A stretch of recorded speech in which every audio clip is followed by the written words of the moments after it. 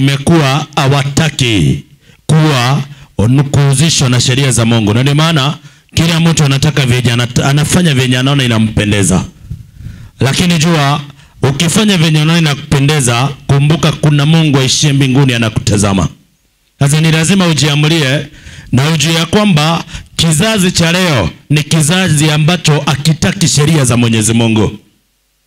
Kasikia mtu akwambia achana na wale sheria iligongerwa msalabani. Nafikiria mwalimu anayekuja ataelezea zaidi. Sheria iligongerwa msalabani ama bado iko? Unajua wengine watakwambia sisi tuko katika upendo. Maana amesoma mahali Yesu anasema penda Mungu wako kwa moyo wako. Sheria ya kwanza ndio iliyo na kuna ya pili, yote inahusu upendo. Nafikiria ndio maana tuko hapa. Ndio maana tumemwambia leteni maswali ili tuweze kubarikiwa kwa pamoja. Sasa mwalimu aliyefundisha sheria, Mungu ambariki zaidi na tutazidi kuelewa zaidi. Maana kama tungekuwa kweli tunaabudu Yesu aliyekufa msalabani, hakungekuwa na siku 3 za ibada duniani, ingekuwa ni moja.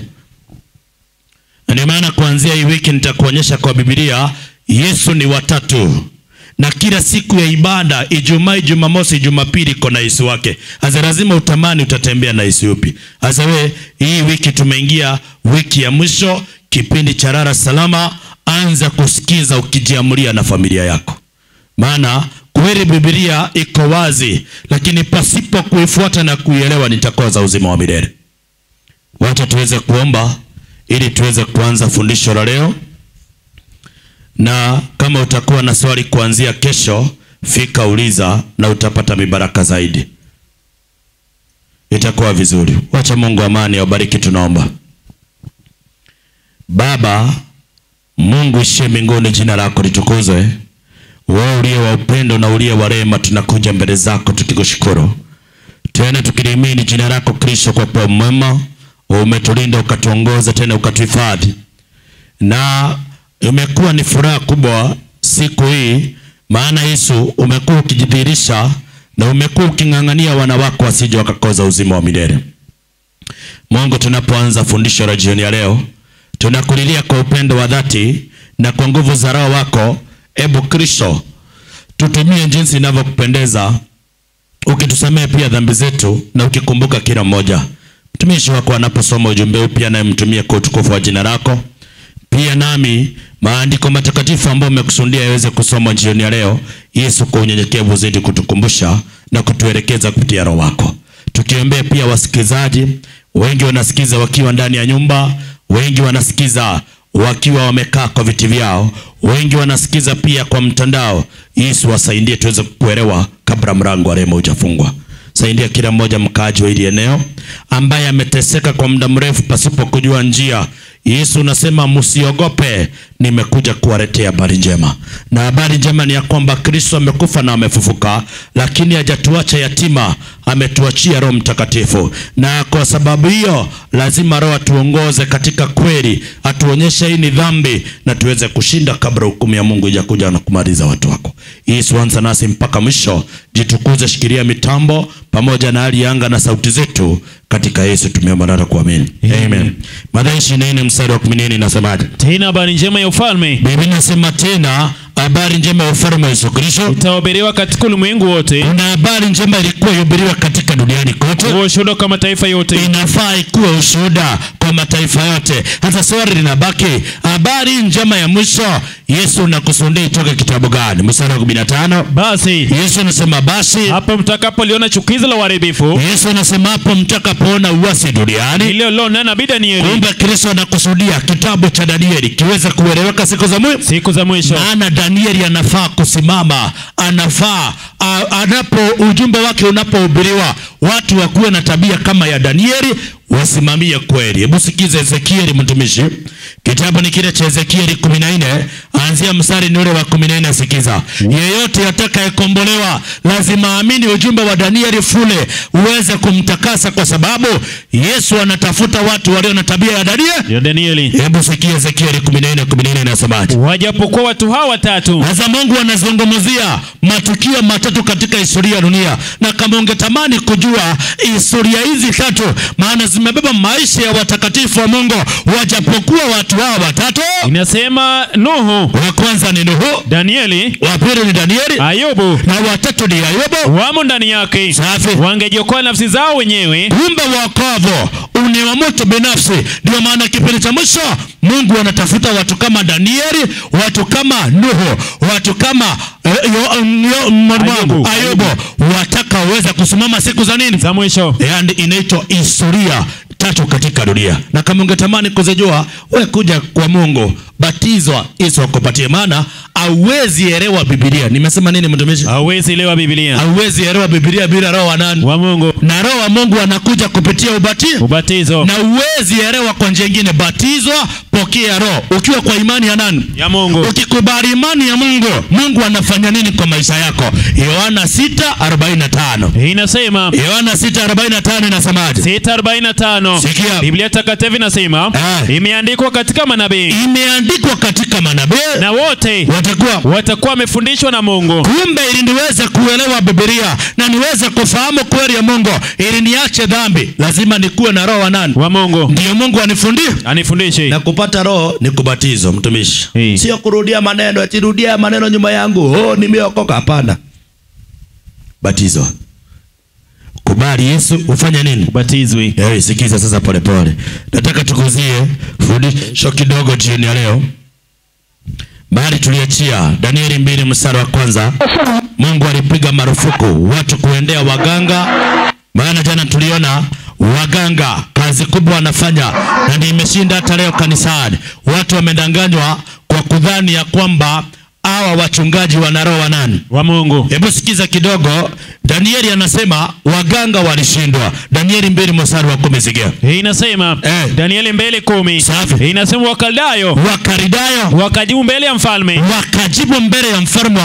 Wakasema hapana mtu duniani, hapana moto katika dunia awezaye kulionyesha neno ila mfalme. Basi. Kwa maana hapana mfalme wala bwana wala liwali aliyetaka neno hili kwa Bwana. Safi. Aliyetaka neno hili wala kwa mganga. Safi. Wala kwa mchawi. Endelea. Wala kwa Mkaldayo. Sikiza, waganga wanakiri kwa vinywa vyao. Nataka uweze kuelewa, imefika mahali kipindi cha mwisho, kama utaweka tumaini kwa mwanadamu, umefanya nini? Umepotea. Waganga wanakiri kwa vinywa vyao, hapana mwanadamu duniani. Maliza. Inasema aliyetaka neno hili kwa mganga. Safi. Wala kwa mchawi. Wala kwa Mkaldayo. Endelea. Ni neno la ajabu.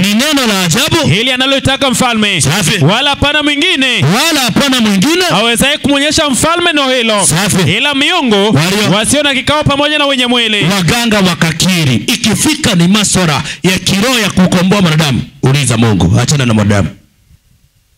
Mungu anakuambia mwanadamu yuko leo, kesho hayuko, hana wokovu. Zaburi 146 mstari ni ule wa 3.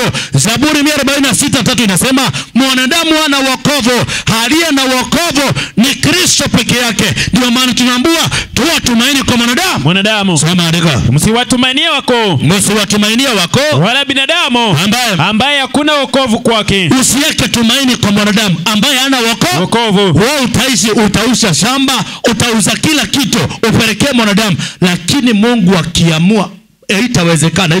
Haitawezekana. Mungu anasema mimi nawazia mambo mazuri. Anayetuwazia na kufanya yote kwa ajili ya utukufu wa jina lake ni Mungu peke yake. Hebu sikiza Yeremia 29 anzia mstari ni ule wa 10, 11 na 12. Sikia. Inasema 29 mstari wa 10. Yeremia, anayetuwazia na anayeweza kusuluhisha matatizo ya mwanadamu ni Mwenyezi Mungu peke yake.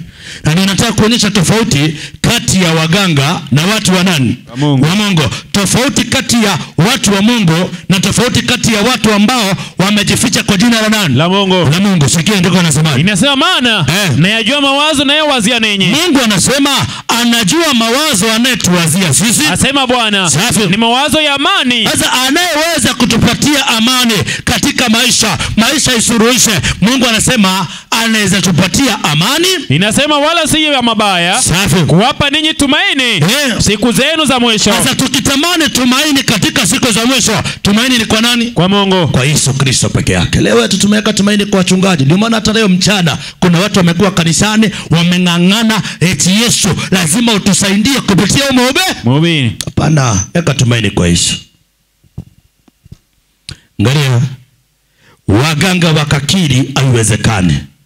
Na ninaona jana tumemaliza tukiona wanafanya kazi kubwa kuondoa watu katika sheria za nani? Za Mungu. Sheria za nani? Za Mungu. Sheria za nani? Za Mungu. Ndio naona unapata mchungaji ameenda ametengeneza vifunguo mingi mtumishi, si ndio? Naam. Ametengeneza vifunguo kama 1000 amekuja nazo kanisani. Mnaambiwa kifunguo na kupatia mtumishi. Naam. Yana zile zinapatiana na dunia na wanasiasa. Sasa kuna vifunguo za wahubiri, si ndio? Hii kifunguo nikikupatia. Hii nini? Funguo. Umefungua shida za maisha yako yote. Lakini kifunguo lazima ulipie. Lazima ufanye ulipie. Alafu unaona leo duniani mtumishi, mhubiri akiwa na shida, akiwa na nini? Na shida. Akiwa na shida. Anafanya nini? Anachangiwa, si ndio? Naam. Mshiriki akiwa na shida, anafanya nini? Anaombewa. Yana tofauti? Naam. Mhubiri akiwa na shida anafanya nini? Anachangiwa. Lakini mshiriki akiwa na shida anaambiwa wacha tukuombee, Mungu atafungua njia. Mungu anasema ikifika kwa masuala ya imani, hakunanga baba wa kiroho na hakuna mkubwa wala nani wala mdogo. Sisi wote ni sawa. Hebu sikiza kitabu cha Mathayo 23 anzia mstari wa 7. Na kusalimia masokoni. Unajua hawa watu wanapenda sana viti vya mbele. Ungeanzia juu mtumishi. Inasema ni watu hupenda kukaa viti vya mbele kwa kanisa, wanapenda kila mtu awatambue ni watu wa nani? Wa Mungu. Hebu sikia andiko la sababu. Upenda viti vya mbele. Upenda viti vya mbele katika karamu. Upenda viti vya mbele katika masherehe. Na kuketi mbele katika masinagogi. Na kuketi mbele katika kanisa. Na kusalimiwa masokoni. Kazi yao ni kupenda kutambulika na kusalimiwa masokoni. Na kuitwa na watu rabi. Safi. Bali ninyi msiitwe rabi. Mungu anasema kwa masuala ya imani tusiitwe walimu, maana mwalimu wenu ni mmoja, nanyi nyote kwa masuala ya imani na sisi sote ni ndogo. Kwa masuala ya imani sisi wote ni nini? Ni ndogo. Hakuna mkubwa wala mdogo. Kama mchungaji anashangiwa, hata mshiriki afanye nini? Achangiwe. Hakuna kitu kusema huyu aombe huyu afanye nini? We are all equal in the eyes of God. Amina. Ndio maana hakunanga kitu kama huyu ni baba wangu wa nini? Wa kiroho. Eti nikifika huyu ni baba wangu wa kiroho, lazima nimpelekee nini? Sabuni. Hebu sikia mstari wa 9 hapo Mathayo 23:9. Wala usimuite mtu baba duniani. Kwa masuala ya kiroho usimuite mtu baba nini? Duniani. Teremka. Maana baba yenu ni mmoja. Maana baba yetu ni mmoja aliye wa mbinguni. Endelea. Wala usimuite viongozi maana ikifika kwa masuala ya kiroho hakunanga baba wa nini? Wa kiroho. Lakini leo kuna watu wamefanya wachungaji waganga. Ati huyu ni baba wangu wa nini? Wa roho. Wa kiroho. Hakunanga baba wa kiroho. Baba ni yule peke yake alikuzaa. Warumi, Waebrania mtumishi 12 mstari wa 7. Inasema 12:7. Inasema 9 nzuri. Safi. Inasema na pamoja na hayo tulikuwa na baba zetu wa mwili waliotorodi. Kuna baba wa kimwili lakini hakuna baba wa nini? Wa kiroho. Hakuna baba wa kiroho. Ndio unaona? Ikifika mchungaji yeye ni kuchangua, shiriki ni kufanya nini? Mungu anasema sisi wote ni ndugu. Kama ni kanisa la kweli, ukiingia kanisa unapata viti vya mbele ni sofa set, wengine mnakalia mbao na plastic. Mmegawa makundi mangapi? Mawili. Makundi mawili. Hiyo ni kampuni ya mtu wewe umejiingiza ndani. Angalia. Eka hiyo video mtumishi kwa hapa. Alafu tuanze siri ambayo waganga hawezi tambua inahusu nini? Nataka uniwekee gari yangu mafuta. Nikubariki tu. Itakushika tu mkono. Haya, eka sauti vizuri, alafu tusikize hii video tuendelee. Haya, cheza sasa. Nataka uniwekee gari yangu mafuta. Nikubariki tu. Itakushika tu mkono, ubarikiwe siku moja. Uendeshe gari kama mimi, alafu niombee mafuta. Yule anataka si ati. Umesikia nini? Uniwekee gari yangu mafuta, alafu nifanye nini? Kubariki. Nikusalimie tu, utabarikiwa hata wewe siku moja ununue nini? Yako. Ndio. Unajua imefika mahali tumaini tumeondoa kwa Mungu tumeweka kwa wanadamu. Ndio unaona Yesu anasema wengi tumeteseka, lakini Yesu ndio suluhisho la dunia, na kama tutaweka tumaini kwa Yesu yote inawezekana. Boma zimebomoka leo kwa sababu mama waliweka tumaini kwa mchungaji kuliko hata mume wake. Mume ameteseka maana mke ameingia kwa hii kanisa, kichwa ni mteja, sio vile nilikuwa na mzoea kabla sijamoa. Kwa sababu gani? Mchungaji akisema kitu ni zaidi ya mume katika nini? Nyuma. Katika boma. Yesu anasema lazima tukubali, na kama tutakubali Yesu lazima tubatizwe. Lakini swali ni je, mfalme alipoona amedhiakiwa na waganga, akashindwa kujua ile siri, hasira ikampanda, akaamua wenye hekima ikiwemo Danieli, Shadraka, Meshaki na Abednego, watu wa Mungu ambao mfalme hakuwaita, wakaanza kupatwa na shida za nini? Za Babeli. Shida ya Babeli. Sikiza, hata angalia serikali za dunia leo. Hakuna siku watu wa Mungu wataitwa kwa mkutano wa kujaribu kusaidia serikali waelekeze kwa mpango wa nani? Wa Mungu. Kikiumana nyote mnakamatwa pamoja, si ndio? Naam. Angalia, mfalme alipoona amedhiakiwa, Danieli 2:12 mtumishi, sikia. Inasema basi, kwa hiyo mfalme akaghadhabika sana. Mfalme akakasirika sana, akaona hasira nyingi, akaona hasira kubwa, akatoa amri. Mfalme akatoa amri kufanya nini? Kuangamiza wenye hekima wote. Akatoa amri waganga wenye hekima pamoja na kina Danieli, wenye hekima wote wa Babeli, wote wa Babeli wafanya. Basi ile amri katangazwa, na hao wenye hekima walikuwa karibu na kuuawa. Wenye hekima walikuwa karibu na kufanya nini? Kuuawa. Lakini sikiza, mtu wa Mungu Danieli akasemaje? Watu wakamtafuta Danieli. Sikiza, wakati waganga wanatafuta kuuawa na kumalizwa, watu wanatafuta pia mtu wa Mungu afanye nini? Auawe. Sikiza kidogo, nataka uweza kujua taabu kubwa, vita vya mwisho kubwa ambavyo vinaenda kuandalika. Vita vya mwisho vinahusu serikali za dunia, viongozi wa dini na Yesu Kristo. Hebu sikiza Zaburi 2 mstari wa kwanza na wa pili. Inasema, Zaburi 2 mstari wa kwanza na wa pili inasemaje? Mbona mataifa wanafanya ghasia? Mbona mataifa wanafanya ghasia? Na makabila wanatafakari ubatili. Unajua wakati mnainua mawe eti haki yetu mkipigania duniani uchumi umeharibika, wakati mnapigana kabila na kabila, sikiza mstari wa pili inasemaje? Wafalme wa dunia wanajipanga, viongozi wa dunia wanajipanga, na wakuu wanafanya shauri pamoja, viongozi wa dini wanafanya shauri pamoja juu ya Bwana, wanafanya shauri juu ya Bwana wetu Yesu Kristo na juu ya Masihi wake. Vita vya mwisho vinahusu vita vya kiroho, na nataka uweze kuelewa. Ndio unaona ikifika mahali mfalme ameshindwa kusuruhisha masuala ya dunia, imefika mahali amekosa suluhisho kwa waganga, tumaini mahali alipoweka, akaanza kuelekezea kidole watu wa nani? Wa Mungu. Watu wa Mungu. Shinda kubwa itaangaliwa kwa watu wa nini? Wa Mungu. Na kama wewe sio mjasiri wa kusimamia kweli na kuitetea, Danieli anasema hivi, 12:1 kitabu cha Danieli. Wakati huo 12:1 kitabu cha Danieli, Danieli anatuelezea taabu walioipitia, hata wakati wetu inakuja. Anasema wakati huo projector imezima. Wakati huo Mikaeli atasimama, jemedari mkuu asimamayo panda wana watu wako. Sikia. Na kutakuwa na wakati wa taabu. Ni uko pawa iko hapa. Kutakuwa na wakati wa taabu. Kutakuwa na wakati wa taabu. Danieli anasema kuna kuja na taabu kubwa duniani. Inasema mfano wake au kuwapo tango ilipoanza kuwapo taifa, hata taifa inasema kutakuwa na wakati wa nini? Wa taabu. Wakati wa nini? Wa taabu. Taabu inakuja duniani, na kama inakuja duniani, Mungu anasema ya kwamba lazima tujue vita vya mwisho vinahusu masuala ya nini? Ya kiroho. Ndio Danieli anatafutwa uawe kwa sababu yeye alikuwa mmoja wapo wenye hekima, lakini Mungu akasema ijapokuwa wanakutafuta, ujasiri wa watu wa Mungu sio, hatujapewa roho ya uoga eti kutetea ujumbe duniani. Mungu anasema hata mbele ya wafalme wa dunia lazima tusimame, lakini Mungu wa kweli aweze kujulikana. Sikiza, Danieli alipojua hivyo, Danieli 2:13 sikia. Inasema 15 nasema basi ile amri ikatangazwa, na hao wenye hekima walikuwa karibu na kuuawa. Watu wakamtafuta Danieli, na wenzake ili wauawe.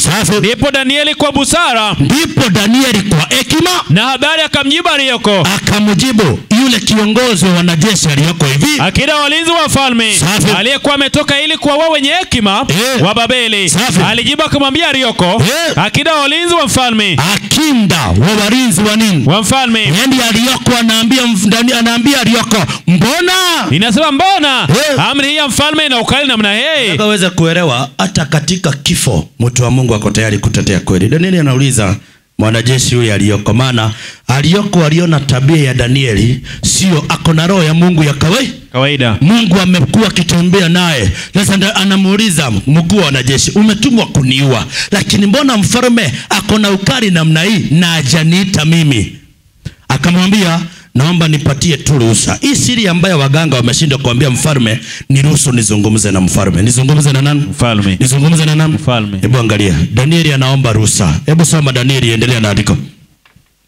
Inasema Danieli 2. Inasema ndipo umeweka vibaya. Mbona amri ya mfalme? Mbona amri ya mfalme ina ukali namna hii? Ndipo alioka kamwarifu Danieli habari ile. Basi Danieli akaingia akamwomba mfalme. Danieli akaingia akamwomba mfalme ampe muda, ampatie muda, kisha yeye atamwonyesha mfalme tafsiri ile. Sikiza nikuonyeshe tofauti ili uweze kujua. Unajua unaweza kuwa unaenda kanisa lakini hujajua tofauti ya watu wa Mungu na tofauti ya watu wa nini ambao shetani anatumia kwa jina la nani? Ya Mungu. Danieli anaomba escape, then fanya venye ulikuwa unafaa kufanya. Nafikiri iko sawa. Angalia, Danieli anasema hivi. Anaomba nipatie ruhusa niende nizungumze na Mungu, alafu nitakujuri. Watu wa Mungu wajipigangi kifua. Mtu wa Mungu ni kwa upole anaenda kwa Mungu. Sikiza, anamwambia nipatie ruhusa. Hebu maliza andiko inasemaje? Inasema mbona amri ya mfalme ina ukali namna hii? Ndipo alioka kamwarifu Danieli habari ile. Basi Danieli akaingia akamwomba mfalme. Akamwomba mfalme ruhusa ampe muda, kisha yeye atamwonyesha mfalme tafsiri ile. Anamwambia nipatie ruhusa. Angalia watu wa Mungu wanaenda sasa. Ukiwa na shida unafaa kwenda wapi? Maana Danieli anamwambia nipatie ruhusa. Swali, watu wa Mungu wote kwa Biblia kutoka manabii wote wakiwa na shida walikuwa wanaenda kutafuta suluhisho kwa mtu mwingine ama walikuwa wanafanyaje? Teremka mstari wa 17. Ndipo Danieli akaenda nyumbani kwake. Danieli akaingia katika nyumbani kwake, akawapasha habari kina Hanania, akampasha habari Adania, Mishaeli, Azaria wenzake ili waombe rehema kwa Mungu. Sikiza, ili waombe rehema kwa Mungu wa mbinguni. Sikiza, Danieli alijua kukiwa na shida nafaa kumuomba nani? Mungu wa mbinguni. Kumuomba nani? Mungu wa mbinguni. Lakini leo watu wameamini ukiwa na shida unaenda kwa nani? Kwa mchungaji. Ni mpango wa shetani. Nikiwa na shida naenda kuombewa na nani? Na mchungaji. Ni mpango wa shetani. Ndio maana utapata andiko kwa Biblia inasema ukiwa na shida uende kwa mchungaji. Hakuna andiko kama hata moja eti ukiwa na shida uende uombewe mahali. Biblia imekataa. Inasemaje? Hebu sikiza andiko linasemaje. Mimi nasema njia ya kwanza, nikiwa na shida nafaa kufanyaje marafiki wangu, si ndio? Waibrania 4 anzia mstari wa 16. Nikiwa na shida, Waibrania 4:16. Basi na tukikaribia kiti cha neema kwa ujasiri. Mungu anasema na tukaribie kiti cha neema kwa ujasiri ili tupewe rehema na kupata neema ya kutusaidia wakati wa mahitaji. Unajua kuna kipindi nilihitaji mwanadamu anipatanishe na mbingu, si ndio? Napeleka kondoo na chinja, lakini kipindi kile kilisha na Yesu. Ndio naona pazia ya hekalu inapasuka Yesu anapokufa msalabani, kumaanisha atuhitaji mwanadamu aende kutupatanisha na mbingu. Tunaenda direct kwa Yesu, tunapiga magoti. Ndio Yesu akitoka anaambia wanafunzi, mkitaka kuomba, hebu sikiza Mathayo 6:5. Ukitaka kuomba sikia utaratibu wa Biblia. Ndio Danieli alielewa, sihitaji mwanadamu, nahitaji Yesu aliye na uwezo wa kunikomboa. Ndiye akona uwezo wa kufunua siri ya nini? Ya Mungu. Ya mfalme. Angalia, watu leo tumetafuta kusuluhishwa shinda, lakini tumeweka kwa wanadamu. Ndio maana maisha imekataa, kwa sababu tuliweka mwanadamu mbele ya nani? Yesu anatufundisha karibia, nikaribie mimi nitakusikia. Tunakaribia Yesu kwa njia gani? Ili uone mpango ambao Danieli anatufundisha. Tunakaribia Yesu kwa njia gani? Mathayo 6:5. Tena msalipo, Mungu anasema mnapoomba msiwe kama wanafiki. Usiombe kama munafiki mwanangu, si ndio? Kwani wanafiki wanaombaje? Sikia. Kwa maana wao wapenda kusali, wanapenda kuomba hali wamesimama katika masinagogi. Unapata mtu anaomba, anataka kuomba akizunguka, hali amesimama katika nini? Kanisa, si ndio? Ni kuzunguka. Sikiza. Anasema msiombe kama wanafiki wanaomba hali wamesimama katika masinagogi. Inasema na katika pembe za njia, na wanaomba katika pembe za njia ili waonekane na watu. Unapata mtu anaomba ili asikike na nani? Na watu. Mtu ameamuka anaanza kupigia watu makelele eti anaomba. Hiyo sio kuomba, hiyo ni unafiki. Lakini sasa mtu ambaye sio munafiki anaomba kama Danieli kwa njia gani? Maliza. Wamekwisha kupata thawabu yao. Bali wewe usalipo, wewe unapo unapoomba, ingia katika chumba chako cha ndani, ingia katika nyumba yako ya ndani, na ukisha kufunga mlango wako, ukifunga mlango, sikia, usali mbele za baba yako aliye sirini. Unaomba kwa siri, sio unaomba ili watu wasikie unafanya nini. Unaomba. Wale watu wametuwekea mpaka on speaker kwa nyumba za ibada juu ili watu wajulikane hao wanafanyanga nini. Unaomba. Unafiki.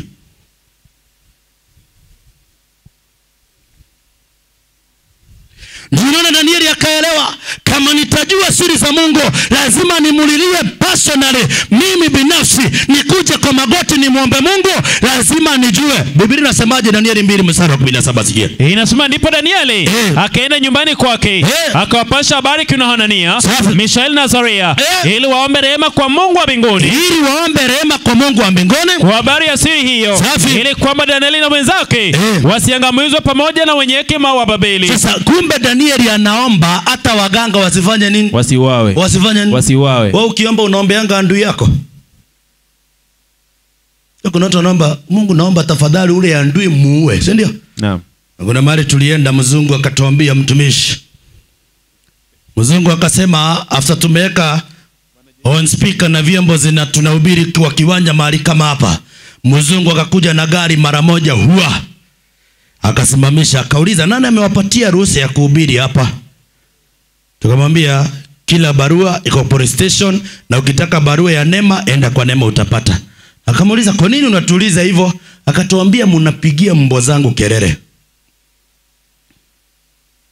Eti mnapigia nini kelele mtumishi? Mbwa. Sasa anakuja kuniuliza mimi nataka hiyo barua. Nikamwambia unaongea na mtu hujui nani unaongea naye, maana mimi ni mhubiri. Wakutafuta barua, wacha nikupatie namba yake uongee na nani? Naye. Maana mimi ufai kuniuliza nani aliyeka mkutano. Si mimi nimekuja kuhubiri.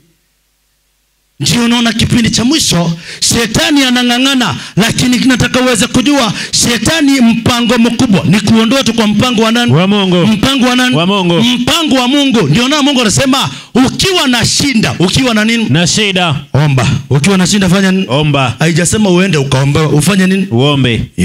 Yakobo 5:13 sikia. Yakobo 5:13. Mtu wa kwenu amepatikana na mabaya. Mtu wa kwetu, yani mtu yote amepatikana na shinda na ombe. Mungu amesema uombewe ama uombe? Uombe. Sikiza polepole. Atua.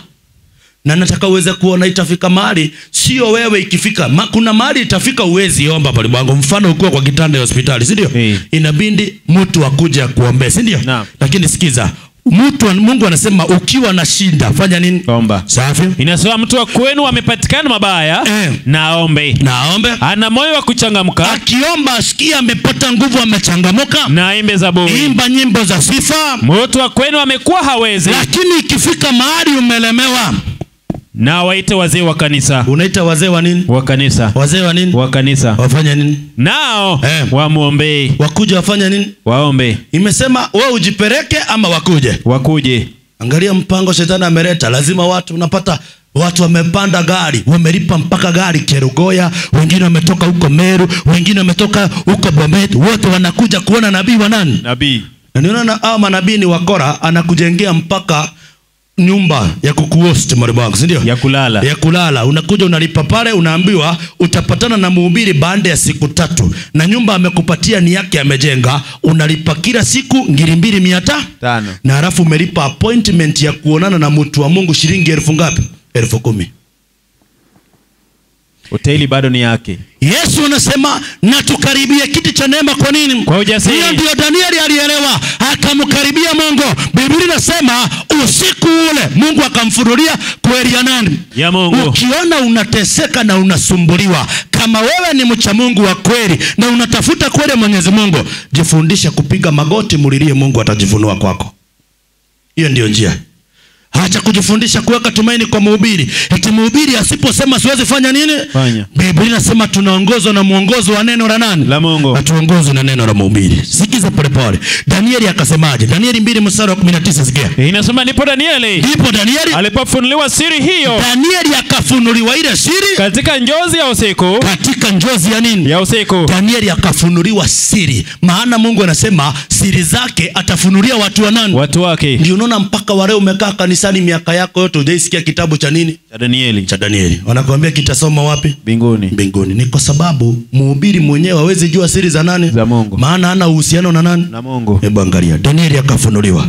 Lakini Danieli anapofunuliwa hakujipiga kifua, maana anze kusema Mungu amenionyesha. Danieli alipofunuliwa, baada ya kufunuliwa akasemaje? Soma andiko. Danieli akajibu akasema, na lihimidiwe jina la Mungu milele na milele. Danieli anapofunuliwa akimaliza, ndio unaona hata wa leo tuko wazuri kuomba Mungu tukiwa na nini? Na shida, si ndio? Naam. Ukimaliza ukipata unakumbuka kuomba Mungu? Hakuna. Mfano upatia watu. Tuko wazuri kuomba Mungu, Mungu bariki kichakura tunapokila kiwe cha manufaa katika mili yetu. Ukimaliza kukuru unaombanga Mungu asante nimeshiba? Hamna. Tuko wazuri sana kuomba Mungu tukiwa na nini? Na shinda. Unang'ang'ana Mungu nisaidie na kazi, ukipata. Danieli anasema maana njia ya kufundisha watu wa Mungu, tujifundishe watu wa kuomba kila wakati. Luka 18 mstari wa kwanza mtumishi. Akawaambia mfano. Luka 18:1 Yesu akawaambia mfano ya kwamba imewapasa kumuomba Mungu siku zote. Mungu anasema tumuombe siku zote. Na tunapoomba, Wathesalonike wa kwanza 5:23 ndio unaona Mungu anatufundisha njia ya kumpata ni kupitia maombi binafsi nyumbani. Lakini watu leo wamezoea wahubiri, mwalimu wangu, badala ya kuzoea nani? Soma andiko mtumishi. 5:17 inasema ombeni. Mungu anasema ombeni bila kukoma. Mungu anasema ombeni bila kukoma. Tenamuka. Shukurini kwa kila jambo. Na mnapoomba mkipata, mnafanya nini? Mnashukuru. Lakini leo Danieli anajua ni kweli Mungu ndiye amefunua siri yake, sio kwa sababu mimi ni mzuri, lakini lazima nirudi kwa magoti tena nimwambie Mungu asante. Lakini leo mtu akipata ni kuringia watu, hata wetu huwezi kaa kanisa kwa sababu ya amani, maana umepata. Ndio maana Danieli anatufundisha kwamba unapopata, aliyekupatia ni Mwenyezi Mungu. Teremka na andiko mtumishi Danieli 2 mara imeachia. Inasema kwa kuwa hekima na uweza ni wake. Danieli anazidi kuonyesha watu, ukitamani hekima na uweza unatoka kwa nani? Kwa Mungu. Unatoka kwa nani? Mungu. Maliza. Yeye ubadili majira na nyakati. Anatuambia Mungu anabadilisha majira na nyakati. Uzuri wa falme na kuwakamilisha. Anatoa wafalme na kuwarudisha. Wapa hekima wenye hekima. Na anapa hekima wenye nini? Wenye hekima. Danieli anatufundisha kipindi cha mwisho isifike mahali ukaweka tumaini. Ukitaka kuwa na shinda yote, omba Mungu akusaidie. Shinda ikifanya nini? Toa tumaini kwa wanadamu. Ndio ujumbe Yesu anatupatia siku ya leo.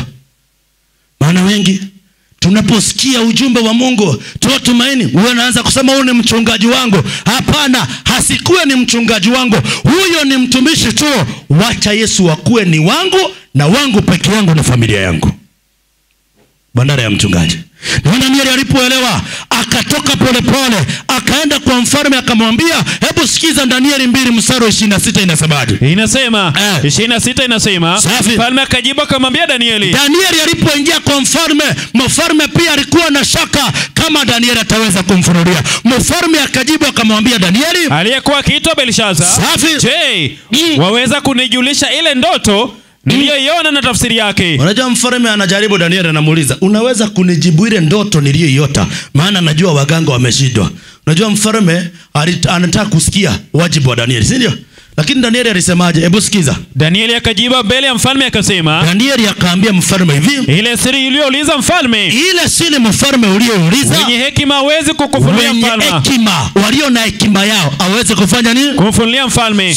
Wala wachawi, wala waganga, wala wanajimu, lakini yuko Mungu mbinguni. Sasa Danieli bandara ajisifu, anaelekeza mkono kwa nani? Kwa Mungu. Anasema lakini yuko Mungu wapi? Mbinguni. Mungu alikusundia chochote Mungu anachokufanyia, usisahau hili jambo. Yuko Mungu wapi? Mbinguni. Mathayo 5:16 sikia. Hii inasema Mathayo 5:16. 5:16. Kitabu ni kile cha Mathayo. Unapopata promotion, unapopata chochote katika hii dunia, unaponunua gari, wacha jibu la kila mtu anayekuuliza, yuko Mungu wapi? Mbinguni. Yuko Mungu mbinguni. Kwa sababu gani? Chochote Mungu alichotupatia kinafaa kimpatie Mungu tukufu. Mathayo 5:16. Inasema vivyo hivyo hivyo nuru yenu na iangaze mbele ya watu wote, wapate kuyaona matendo yenu mema, wamtukuze Baba yenu aliye mbinguni. Wamtukuze Baba yetu aliye nini? Mbinguni. Chochote ulichopatiwa, ikuwe ni mali Mungu amekupatia, inafaa kuonyesha utukufu wa nani? Wa Mungu. Utukufu wa Mungu. Wacha watu wasione kiburi chako. Leo unabarikiwa na gari, watu hawezi tembea barabara kwa amani, unawapigia matope na vumbi. Kiburi, maana umepata kidogo. Mungu anasema ya kwamba wacha ikuwe fundisho kwa watu ya kwamba yuko Mungu mbinguni. Sasa Danieli anamwambia mfalme, lakini yuko Mungu mbinguni. Danieli 2:28, sikia. Lakini yuko Mungu mbinguni. Nataka uende pole pole, nasema lakini yuko Mungu mbinguni, afunuaye siri. Safi. Naye amemjulisha mfalme Nebukadneza mambo yatakayokuwa siku za mwisho. Kumbe kienye Nebukadneza alionyeshwa na Mungu ilikuwa ni matukio ya siku za mwisho. Na ndio Danieli anamwambia Mungu amekujulisha, lakini si eti amenionyesha maana mimi ni mzuri kuliko wengine. Hebu maliza andiko. Inasema ndoto yako na njozi za kichwa chako ulizoziona kitandani pako ni hizi. Wewe mfalme. Hata Danieli anamwambia hivi, ulipokuwa umelala wewe mfalme, Mungu alikufunulia matukio ya siku za mwisho. Anamwambia wewe mfalme, mawazo yako yaliingia moyoni mwako. Ukiwa umelala, mawazo yako yaliingia moyoni mwako. Kitandani pako ya mambo yatakayokuwa, alafu na yeye afunuaye siri. Mungu afunuaye siri amekujulisha mambo yatakayokuwa. Amekujulisha mambo yatakayokuwa. Lakini mambo yatakayokuwa. Lakini mimi sikufunuliwa siri hii. Danieli anasema sikufunuliwa siri hii kwa sababu ya hekima iwayo yote niliyo nayo zaidi ya watu wengine walio hai, bali kusudi mfalme afunuliwe ile siri. Kumbe Danieli hakujisifu mwalimu wangu, si ndio? Lakini akamwambia mfalme, nataka nikuonyesha hii siri, lakini siri siwezi kuambia nikiwa peke yangu. Maana Danieli anatumia jina nafsi, inaitwa nasi. Anatumia wingi, hawezi tumia umoja, si ndio? Anatumia wingi, si ndio? Tunamuka Danieli 2 mstari ni ule wa 31, sikia. Inasema wewe mfalme, uliona tazama sanamu kubwa sana. Danieli anamwambia uliona na tazama sanamu kubwa sana. Sanamu hii iliyokuwa kubwa sana na mwangaza wake mwingi sana ilisimama mbele yako, na umbo lake ilikuwa lenye kutisha. Na sanamu hii kichwa chake, akamwambia uliona sanamu ikisimama, lakini ile sanamu kichwa chake ilikuwa ni kichwa cha dhahabu safi. Akaona sanamu ikubwa ambayo imeonekana duniani, imesimama kubwa, ina mwangaza mkubwa. Akamwambia ile sanamu ilikuwa, kichwa cha sanamu ilikuwa ni dhahabu nini? Safi. Akaendelea akamwambia ijaishia pale, maana kichwa kilikuwa cha dhahabu, lakini baadaye ukaona nini ya pili? Safi. Kifua chake, akamwambia kifua cha ile sanamu na mikono yake miwili ni ya fedha. Tumbo lake, akamwambia tumbo na miguu yake na viuno vyake ni vya shaba. Akamwambia pia pale chini katika miguu ya sanamu uliona nini? Inasema miguu yake na miguu ya ile sanamu ni ya chuma. Na nyayo za miguu yake za miguu ni nusu ya chuma na nusu ya udongo. Nayo katazama, lakini ukiwa umeangalia pale chini ya miguu ya sanamu na ukatazama hata jiwe likachongwa. Akaona sanamu iliyokuwa na dhahabu, shaba, fedha, chuma, udongo na chuma, lakini akiwa ameangalia hapo chini kwa miguu ya sanamu, na tazama jiwe likachongwa bila kazi ya mikono. Nalo jiwe hilo likaipiga sanamu miguu yake, likapiga ile sanamu miguu yake iliyokuwa ya chuma na udongo, likaivunja vipande. Likavunja ile sanamu vipande. Vikawa ndipo kile chuma na ule udongo na ile shaba na ile fedha na ile dhahabu vilivunjwa vipande. Vikawa pamoja, vikawa kama kapi ya viwanja vya kupepetea wakati wa hari. Upepo ukavipeperusha hata pasionekana mahali pake. Na ile jiwe lilopiga hiyo sanamu, likawa milima mikubwa. Akaona sanamu ikagongwa ikavunjwa, lakini lile jiwe likawa mlima nini? Mkubwa. Likaijaza dunia yote. Wewe ni wangapi wanajua kuna jiwe linakuja kupiga dunia na litajaza dunia mzima? Wewe ni kukaa tu tunasema tunajenga, ni maendeleo, si ndio? Mungu anasema kuna ufalme, kuna jiwe inakuja kugonga dunia, na ikigonga itavunja sanamu ile, na ikivunja jiwe lijae likuwa mlima lijaza dunia mzima. Lakini watu hawajui, kila mtu anasema mambo iko sawa duniani. Danieli akamwambia mfalme, ndoto ni kweli ilikuwa hivyo, lakini haikuishia pale. Salimu kaandika mstari wa 36. Hii ndio ile ndoto. Mfalme anamwambia Danieli 2:36, hii hii ndio ile ndoto sasa. Nasi tutaibii tafsiri yake mbele yako. Danieli anatubia wingi, anasema nasi, maanake Danieli na Mungu, si ndio? Nasi tutahubiri tafsiri yake mbele yako mfalme. Wewe mfalme. Akamwambia wewe mfalme Nebukadneza, mfalme wa Babylon. Wewe mfalme. Wewe mfalme wa falme. Na Mungu wa mbinguni. Na Mungu wa mbinguni amekupa ufalme. Amekupatia ufalme na uwezo na nguvu na utukufu. Na kila mahali wakapo wanadamu. Na kila mahali wakapo wanadamu. Wanyama wa kondeni na ndege wa angani amewatia mkononi mwako. Amewatia mkononi mwako. Naye amekumilikisha juu ya hao wote. Wewe ukichwa kile cha dhahabu. Wewe mfalme ni kichwa cha nini? Cha dhahabu. Kumbe kichwa cha dhahabu kilisimamia serikali ya kwanza kutawala dunia, ile serikali ya Babylon. Ikachukua atamu muda mwaka wa 605 mpaka 539 kabla Yesu kuja duniani. Sasa serikali ya kwanza kutawala dunia inaitwa serikali ya Babylon. Ndio maana mfalme anaonyeshwa historia siku za mwisho, yani vyenye serikali itakuwa inaingia inaaguka, shetani akijaribu kujitafutia nafasi. Anasema ya kwamba wewe mfalme, huu kichwa kile cha nini? Cha dhahabu. Dhahabu ilisimamia serikali ya Babylon. Ndio serikali ilikuwa tajiri, ambaye ilikuwa na dhahabu, ilikuwa na utajiri mkubwa, maisha yalikuwa mazuri, ilikuwa na mashamba inaitwa the Hanging Garden, one of the wonders of the world, serikali kubwa. Lakini mimi nasema ya kwamba ile serikali Mungu akamwambia haitakaa milele, itaangushwa na serikali ambayo itakuwa chini yake kidogo, lakini ikiangusha itaenda serikali zikianguka mpaka wakati ufalme wa njio utakapoonekana. Angalia sasa serikali ya Babylon. Nebukadneza akamwasi Mungu. Danieli 4 alipojitukuza baada ya kupewa ufalme, Mungu akamwambia utalaaniwa miaka 7 kula nyasi. Akala nyasi miaka 7 akawa kama mnyama. Baada ya miaka 7 akarudishwa ufalme, baadaye akafa. Alipokufa akaachia mtoto wake, yani hivyo Merodaki naye akaachia mtoto wake anaitwa Belteshaza, akaanza kutawala. Lakini huyu mtoto alikuwa na uzoefu wa unywaji wa pombe na kujifurahisha. Wakati alikuwa anajifurahisha, hebu sikiza Danieli 5 mstari wa kwanza inasema, Belteshaza mfalme aliwafanyia wakuu wake 1000 karamu kubwa. Belteshaza mfalme akafanya karamu kubwa ya kufurahisha viongozi wake, akanywa divai mbele ya akanywa pombe mbele ya wale wafalme. Belteshaza alipokuwa akionja ile divai, lakini alipokuwa na kunywa ile pombe, nataka uweze kujua, ndio maana Mungu anasema unapokunywa pombe ya kawaida au unapokunywa mvinyo mafundisho uongo, akili inakuwa mteja. Mfalme hakuweza kupambanua vitu vya kutumika na vitu vya Mungu havifai kutumika. Mfalme akafanyaje? Soma maandiko yanasemaje? Inasema Belteshaza alipokuwa akionja ile divai, akaamuru wavilete vile vyombo vya dhahabu na fedha ambavyo baba yake Nebukadneza alivitoa katika hekalu lililokuwa Yerusalemu, ili kwamba mfalme na wakuu wake na wake zake na masuria wake wapate kuvinywea. Mfalme akachukua vitu vinavyofaa kutumika katika nyumba ya Mungu, akaanza kuvitumia kwa sherehe na kukunywa pombe. Wakati anavitumia, kiganja cha mkono kikaandika ukutani mene tekeri na nini na perezi. Ikabindi wakaita waganga. Alipoita waganga watafsiri wakashindwa. Mzee mmoja akamwambia, kuna nabii wa Mungu hako kwa serikali, alisaidia baba yako Nebukadneza, anaitwa Danieli.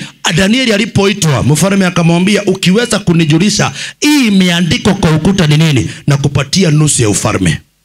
Danieli aliposoma akaelewa, akamwambia, hata ufalme wako sitaki na mali yako zifanye nini? Sitaki. Kwa sababu gani? Hebu angalia Danieli alipokuja, hebu soma Danieli 5 mstari ni ule wa 23, anzia pale mtumishi. Inasema 23. Biblia takatifu inasema bali tuanze 24. Wewe anzia mahali nimekwambia. Bali umejiinua juu ya Bwana. Mfalme anaambia mfalme, umejiinua juu ya Bwana wa mbingu, na wamevileta vyombo vya nyumba yake. Umetumia vyombo vya nyumba ya Mungu mbele yake. Na wewe na wakuu wako na wake zako na masuria wako umevinywea, na umesifu miungu ya fedha, na umesifu mungu wa fedha na dhahabu, ukakataa Mungu wa kweli, ukainua mungu wa fedha na dhahabu. Maliza. Shaba na ya chuma na ya mti na ya mawe wasioona. Aliamua kwenda kinyume na Mungu, ndio kiganja kikaandika. Na kilipoandika kiliandika maneno gani? Teremka andiko. Inasema maana Mungu yule ambaye pumzi yako hii mkononi mwake na njia zako zote ni zake, huko mtukuza. Ndipo kile kitanga cha ule mkono, ndipo kile kiganja cha mkono kikaletwa kutoka mbele zake. Na maandiko haya yameandikwa, maandishi haya yameandikwa, mene mene tekeli na perese. Lakini Danieli akamwambia sitaachia pale, nitakufunulia. Akasema mene mene tekeli na perese, maana yake ni nini? Na tafsiri ya maneno haya ni hii. Mene, Mungu anamwambia mfalme Belteshaza, mene, Mungu amehesabu ufalme wako. Mungu amehesabu serikali ya Babylon na kukomesha, na ameamua kuikomesha. Tekeli, na anasema tekeli umepimwa katika mizani. Anasema Babeli imepimwa katika mizani, na umeonekana kuwa umepunguka. Na imeonekana imefanya nini? Punguka. Perese, ufalme wako umegawanyika. Akamwambia serikali ya Babyloni itagawanyika, na wamepewa Wamedi na Wajemi. Watapewa serikali ya pili, Wamedi na nini? Na Wajemi. Na serikali ya pili ilipoangusha Babyloni ni serikali mbili, ndio naona mikono miwili ambayo inaitwa Wamedi na nini? Na Wajemi. Medes na Persians wakakuja pamoja, wakaamua lazima tuangushe hii serikali. Ndio kulikuwa na mto unaingiza maji katika mtaa wa Babeli, mji wa Babeli, inaitwa mto Eufrati. Wakageuza maji, wakaingilia pale chini mahali maji ilikuwa inaingilia, wakapata wanajeshi ni warevi, wakawamaliza wote. Na ndio maana usiku ule kiongozi wa Babeli akakatwa kichwa, na Dario Mmedi akachukua ushukani, serikali ya pili ikaanza kutawala dunia. Mungu anakuonyesha falme zinaenda zikianguka. Hata nchi yetu tusipoamua kufuata Mungu, Mungu ataipima katika mizani. Tutapitia kipindi cha taabu hatujakiona. Hebu sikiza andiko linasemaje. Mungu anatuonyesha historia ya dunia kutoka mahali tumetoka na mahali tuko leo, ili ujipime ukiangalia kama Yesu amekaribia kurudi, ufalme wa mwisho. Soma andiko linasemaje. 5:30 kitabu cha Danieli. Usiku huo Belteshaza mfalme wa Kaldayo, Belteshaza mfalme wa Babeli akauawa. Belteshaza akauawa, na Dario Mmedi akapokea ufalme. Medo-Persia ikachukua ushukani mwaka wa 539, ikaanza kutawala kabla Yesu kuja duniani, ikatawala mpaka mwaka wa 331 kabla Yesu kuja. Lakini Mungu alikuwa amesema hii sio serikali ya mwisho, kutainuka serikali ya tatu. Na ndio Mungu anaonyesha wakati Danieli amesimama katika mto Ulai, anaonyeshwa njozi nyingine kuonyeshwa serikali ya tatu vyenye itainuka. Na vyenye itaangusha serikali ya ngapi? Ya pili. Inainuka serikali ya tatu iliyoongozwa na kijana mmoja anaitwa Alexander the Great, akaanza kutawala. Ndio unaona inaonekana ni serikali iko na pembe moja, lakini hiyo pembe inakuja kuvunjika, ile serikali pia inagawanyika. Twende Danieli 8, mstari ni ule mtumishi. Danieli 8 mstari wa 20. Inasema yule kondoo mume uliyemwona, mwenye pembe mbili, hizo ndizo wafalme wa Medi na Wajemi. Akaonyesha serikali ya Medo-Persia ikitawala dunia. Wakati inatawala, Mungu anaonyesha Danieli kuna beberu, serikali itakuja kali, ianze kupigana na nini? Na kondoo mume aliye na pembe ngapi? Mbili. Serikali seremka na andiko. Na yule beberu mwenye manyoya mengi ni mfalme wa Yunani. Ni serikali ya Medo-Persia, ya Grecian Empire. Ndio Medo-Persia ikitawala, Yunani, Greece ikaanza kuonekana ikiinuka, lakini ilikuwa na pembe moja. Pembe moja ni mfalme aliyeiongoza ile serikali, kijana, lakini akakufa na miaka 31 kwa sababu ya kujifurahisha na wanawake na pombe. Ndio maana Mungu alikuwa amesema usiwahi chagua kiongozi ambaye ni mlevi. Unajua watu wakienda kupiga kura, huyu ni mtu wa kwetu, si ndio? Naam. Hatupigangi kura kwa sababu huyu ni mtu wa kabila yetu ama huyu ni mtu wa kwetu. Tunapiga kwa utaratibu Mungu aliweka. Ndio maana Mungu alikuwa amesema ukienda kwa ballot box kupiga kura, sio kuchukua tu kura na kuweka kwa ballot box. Hapana, lazima upime, lazima upime. Hebu sikiza hili andiko alafu tumalizie niweze kusikiza. Njia ya kupiga kura sio kuamka eti huyu ni mtu wa kwetu mlima ama huyu ni mtu wa kwetu Kisii, ndio?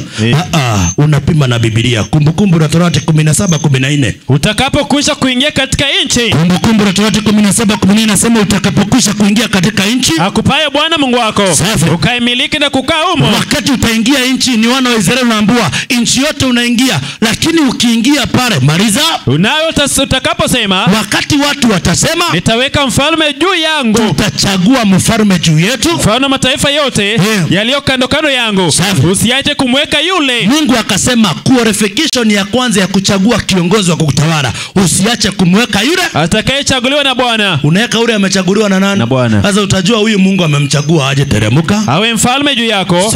Umweke mmoja katika ndugu zako. Unachagua mmoja katika ndugu yako kwa imani. Kwa imani. Usichague Illuminati Illuminati na Freemason. Ndio leo tunachagua Freemason. Inaanza kurudisha watu, kuleta watu katika kinyume na mapenzi ya nani? Ya Mungu. Umweke mmoja katika ndugu yako.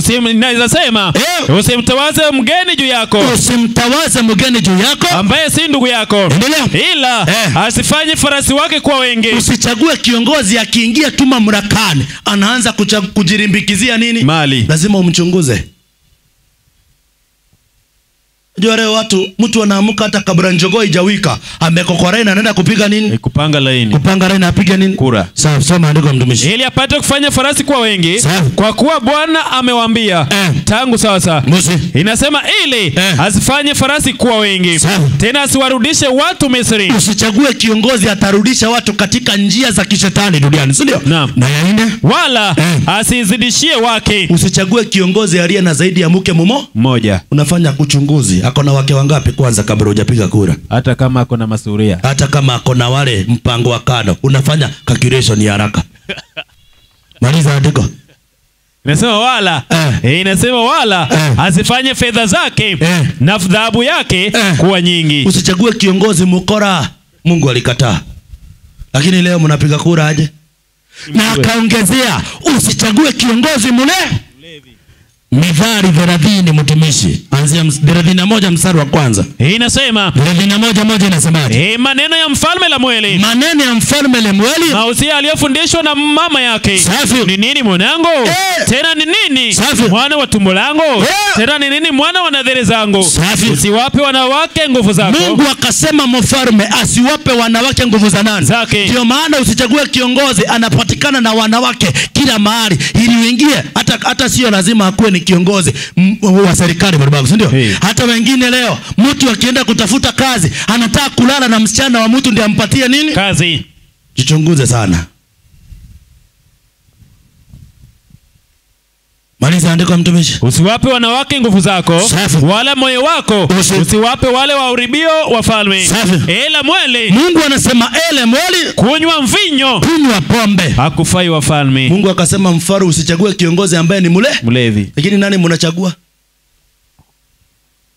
Ndio unaona kiongozi wa serikali ya tatu kutawala dunia inaitwa superpower ya tatu. Ndio unaona ya kwanza imepita Babeli, uchumi ulikuwa mzuri, ukaanza kuendelea ukizorota. Ndio unaona uchumi unaenda ukiharibika na Yesu anarudi duniani uchumi ukiwa mbaya. Usiandanganywe na mtu eti tutachagua kiongozi ambaye atarudisha dunia ikuwe sawa. Uongo. Ndio itakuwa mbaya. Itakuwa mbaya zaidi. Ndio mimi ndio nitatengeneza, si ndio? Naam. Haiwezekani.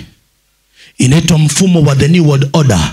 Ndio shetani anapanga dunia kipindi cha mwisho. Babeli ikaangushwa na Medo-Persia. Medo-Persia ikaangushwa na serikali ya Greece iliyochukua tamu mwaka wa 331. Ikaangushwa na serikali ya nne inaitwa Roma ya kishenzi ama Roma ya kipagani iliyochukua tamu. Ndio Alexander the Great alikonka dunia kwa haraka lakini akafa. Alipokufa majemendari wanne waliokuwa kwa ile serikali wakasema kwamba hatuwezi ruhusu general mmoja atawala hii serikali. Tunagawanya Greece mara ngapi? Mara 4. Kuna Grecian Empire ikagawanywa kwa sehemu 4. Ikatoa sehemu ya kwanza inaitwa Ptolemy, ya tatu Cassander, ya 4 Seleucus na ya ngapi? Ya 4 Ptolemy. Ya kwanza ni Lysimachus, ya pili ni Cassander, ya tatu ni Seleucus na ya 4 ni Ptolemy. Grecian Empire ikagawanyika. Na unajua msemo inasema wakati watu wamegawanyika they are easy to be done what? To be conquered, si ndio? Wakati hii serikali iligawanyika ndio serikali ya 4 ikaingia ikaanza kugonga polepole, farume moja ikiangusha mpaka ikaangusha zote. Ndio serikali ya 4 ikaingia inaitwa Roma ya kipagani. Ikachukua tamu mwaka wa 146. Ndio naona inatumia vifaa vya chuma. Ndio naona ikachukua tamu mwaka wa 168 kabla Yesu kuja, ikatawala mpaka 476 Yesu akiwa duniani. Hii ndio serikali ambayo inatawala ikiwa serikali ya 4 kutawala dunia. Ilitumia vifaa vya chuma. Ile serikali ya Roma ya kipagani. Roma ikiwa serikali peke yake. Hebu sikia. Ndio serikali inamkataa Yesu. Wakati Wayahudi walimkataa Yesu, wakaamua lazima washikane na hii serikali wamsulubisha nani? Yesu. Warumi. Yohana mtumishi kwa haraka. Yohana 11:43. Serikali yenye kutawala dunia ni serikali ya Warumi. Yohana 14:47. 11:47. Basi wakuna makuhani na Mafarisayo wakakusanya baraza wakasema, tunafanya nini? Maana mtu huyu afanya ishara nyingi. Maana Yesu anafanya ishara mingi. Tukimwacha hivi, wakasema tukimwacha Kristo hivi, watu wote watamwamini na Warumi watakuja. Warumi watakuja, watatuondolea mahali petu. Ndio maana Danieli anasema serikali haina kutawala, itakuwa na nguvu mfano wa chuma. Danieli 2 mstari ule wa 40. Sikia. Na ufalme wa 4 na serikali ya 4 utakuwa na nguvu mfano wa chuma. Kwa maana chuma huvunja vitu vyote na kuvishenda. Na kama chuma kisatavyo vitu hivi vyote, ndivyo utakavyovunja. Inaitwa serikali ya 4 itaanza kuvunja dunia. Ndio unaona inakuwa hivyo kwa sababu uchumi ulikuwa mbaya. Angalia, Yesu anatuonyesha tujipange, maana dhahabu ndiyo ilikuwa juu, si ndio? Uchumi ulikuwa mzuri, ukakuja ya pili shaba, si ndio? Ikakuja fedha, tuko chuma, si ndio? Hata ukipatiwa hii chuma unakusaidia, utauza tu pale kilo na kilo haina kitu, si ndio? Lakini ukiwa na dhahabu uko mbele, si ndio? Tajiri, si ndio? Yesu anaonyesha uchumi utaendelea kuharibika na itafika mahali uchumi umeharibika zaidi. Maana anasema itafika mahali bandara ikuwe chuma, ikuwe ni udongo na nini? Na chuma. Roma itafika mahali igawanyike. Hebu sikia Danieli 2 mtumishi. 41. Sikia. Inasema na kama vile ulivyoziona hizo nyayo za miguu na vidole vyake kwa nusu udongo wa mfinyanzi na nusu chuma, ufalme ule, anamwambia serikali ya ile utakuwa ufalme uliogawanyika. Anasema Roma itafika mahali ifanye igawanyike, na itagawanyika ifanane, mfano itakuwa ni chuma. Chuma ni serikali ya Roma, si ndio? Lakini udongo unasimamia nini? Itafika mahali sasa serikali ishikane na udongo unasimamia nini, mtumishi, si ndio? Kitabu ni kile cha Isaya 64 mstari wa 8. Inasema udongo unasimamia nini? 64:8. Inasema lakini sasa Bwana, wewe u baba yetu. Mungu ni baba yetu, sisi tu udongo. Wakristo wanaomwamini Mungu ni udongo. Sasa itafika mahali kanisa lishikane na serikali. Ndio sasa kutoka mwaka wa 476 mpaka Yesu arudi mara ya pili, itakuwa Roma ambayo itakuwa tena ya kipagani, itakuwa Roma ya Roma ya kiserikali, yani Roma ya serikali na kanisa. Watajaribu kutafuta suluhisho, maana uchumi utakuwa umeharibika, na hapo ndio Yesu atakuwa anarudisha ufalme wake. Akikuja mara ya kwanza uchumi ulikuwa mbaya, lakini akikuja mara ya pili uchumi utakuwa mbaya zaidi, na hakuna rais yako na uwezo kuinua uchumi huo. Ndio natumaini tumeitwa tuweke kwa Yesu. Wengine wamekataa hata kukuja kwa Yesu kwa sababu ya kazi. Yesu anakuambia mwenye haki anaishi kwa imani. Maisha itazidi kuwa magumu, lakini Yesu anapigania watu wake. Wakati 3.5 kulikuwa na njaa Israeli, Mungu alikuwa analisha mtu wake Elijah. Jifundishe kutegemea Mungu. Usivunje amri ya Mungu, ikiwemo pia sabato yake, kwa sababu ya kutafutia tumbo. Kutafutia nini? Tumbo. Kuna kipindi kinakuja kigumu. Mungu anasema taabu. Na ndio unaona viongozi wa dunia, wafalme wa dunia wanajaribu kufanya handshake, waungane pamoja ili kuleta kitu inaitwa New World Order, waunganishe dunia at least. Lakini Mungu akasema dunia haitawahi ungana tena ikuwe serikali moja. Kwa sababu gani? Kipindi hiki nataka uweze kujua ndio mahali pesa itaenda ikuwe haiwezi kusaidia mtumishi. Unajua kuna mahali fedha inaenda kupotea. Ndio tunaingia cashless society. Mama mboga saizi analipa na nini? Na simu, si ndio? Tunaambiwa pesa iondolewe kwa mikono ya mwananchi. Ikuwe either kwa M-Pesa ama kwa bank. Kwa sababu gani? Dunia inaenda kukontroliwa na system moja ya dunia. Na kama uko pale, maana inaenda kuletwa alama ya nini? Ya mnyama. Taabu inaenda kukuja. Kama saizi hujajifundisha kutii Mungu na sheria yake na kushika amri yake na kuingia kanisani na ubatizwe, utasimamaje kipindi hicho kikikuja? Mtumishi, hebu sikia, kuna kipindi fedha inaenda kufail mwalimu wangu. Mwanzo 47 mstari wa 15. Genesis 47 verse number 15. Kuna mahali pesa inaenda kupotea, na ikipotea itabindi mashamba tupatiane kwa serikali, mifugo yetu, kila kitu.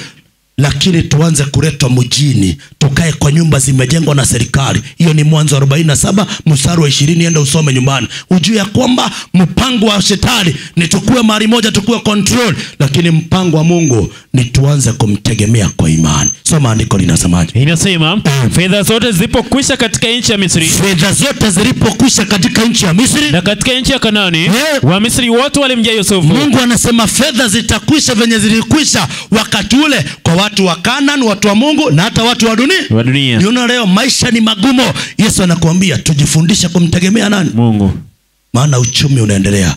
Babeli imepita, Medo-Persia imepita, Greece imepita, Roma ya kipagani imepita. Saizi tuko Roma iliyogawanyika. Na wakati Roma inagawanyika, usikose hii wiki, wakati Roma imegawanyika, Mungu wa mbinguni anaenda kusimamisha ufalme wake ambao utaangushwa na mtu yote.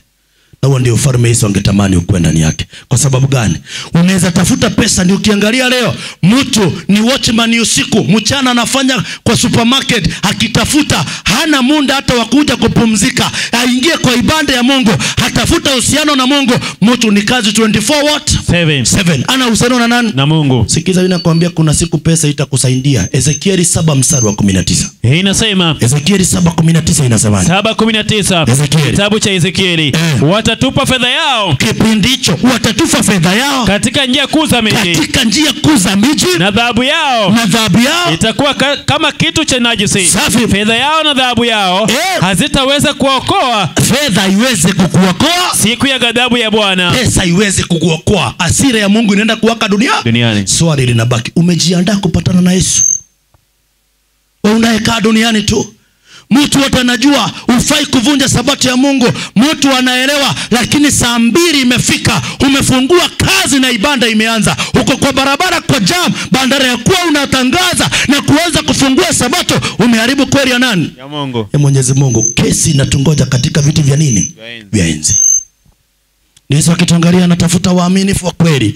Wakati maisha imeharibika, wachungaji, maana ukiangalia leo hata ukulima tunaofanya, kila kitu maisha ni magumu. Unanunua mbegu nyingi, mvua imekosekana, ukame imekuja, wanyama wanakufa. Ni unabii wa Biblia unatimia. Hagai 1:6.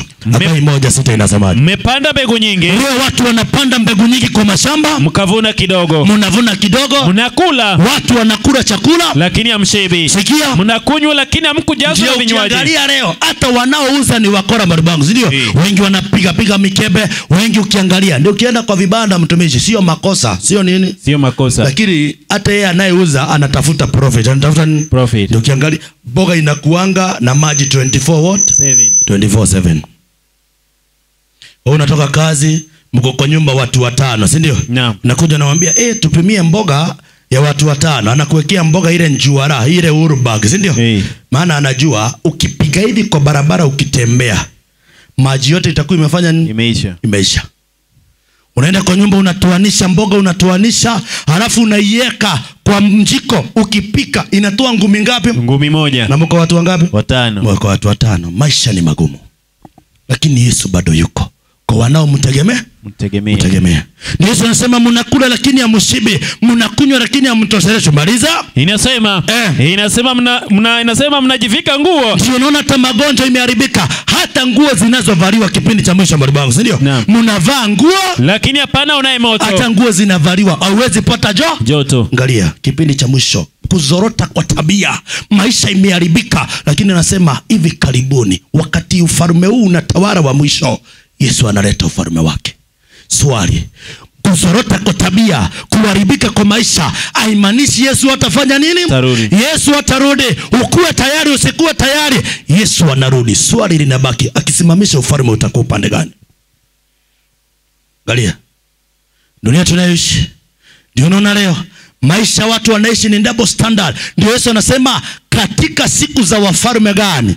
Hao. Katika siku za wafalme hawa. Danieli 2:44. Sasa sikia. Inasema 2:44. Kitabu cha Danieli. Na katika siku za wafalme hao. Na katika siku za wafalme hao, Babeli, Medo-Persia, marubangu, si ndio? Christian, Roma iliyogawanyika. Na katika siku za wafalme hao, Mungu wa mbinguni atausimamisha ufalme ambao. Mungu anaenda kusimamisha ufalme ambao hautaangamizwa milele. Maana Mungu ni Bwana wa mabwana na mfalme wa nini? Wafalme. Mungu anaenda anaenda kusimamisha ufalme ambao utaangamishwa milele, na ufalme ule utagonga ile sanamu, utaangusha falme zote. Leo watu waliweka tumaini kwa viongozi, waliweka tumaini kwa wachungaji, falme za dunia zitaanguka, lakini ufalme ambao utabaki ni wa Yesu. Utakuwa mlima gani?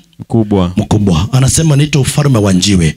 Njiwe inasimamia nani? Alafu nikuonyeshe mlima unasimamia nini, si ndio?